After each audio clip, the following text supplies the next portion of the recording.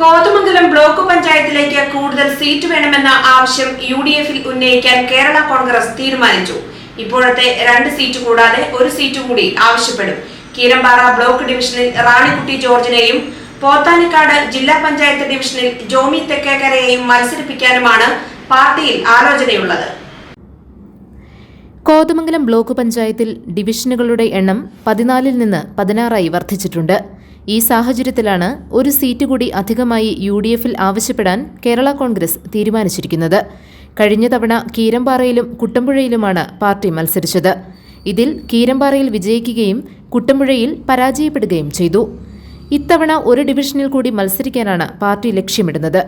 നെല്ലിമറ്റം, കവളങ്ങാട്, ഭൂതത്താൻകെട്ട് എന്നീ ഡിവിഷനുകളിലൊന്നാണ് ആലോചനയിലുള്ളത്. ഗ്രാമപഞ്ചായത്തുകളിലും കൂടുതൽ വാർഡ് ചോദിക്കാൻ പാർട്ടി തീരുമാനിച്ചിട്ടുണ്ട്.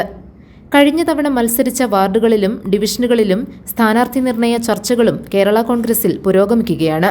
ജില്ലാ പഞ്ചായത്തിന്റെ പോത്താനിക്കാട് ഡിവിഷനിൽ നിലവിലെ കീരമ്പാറയിലെ ബ്ലോക്ക് പഞ്ചായത്ത് അംഗം ജോമി തെക്കേക്കരയെ മത്സരിപ്പിക്കാനും കീരമ്പാറ ബ്ലോക്ക് ഡിവിഷനിൽ പോത്താനിക്കാട് ജില്ലാ പഞ്ചായത്ത് അംഗം റാണിക്കുട്ടി ജോർജിനെ മത്സരിപ്പിക്കാനും ഏകദേശ ധാരണയായിട്ടുണ്ട്. മറ്റ് ചില വാർഡുകളിലും സ്ഥാനാർത്ഥികളുടെ കാര്യത്തിൽ ധാരണ ഉണ്ടായതായും നേതാക്കൾ വ്യക്തമാക്കി. GTV news, Kothamangalam.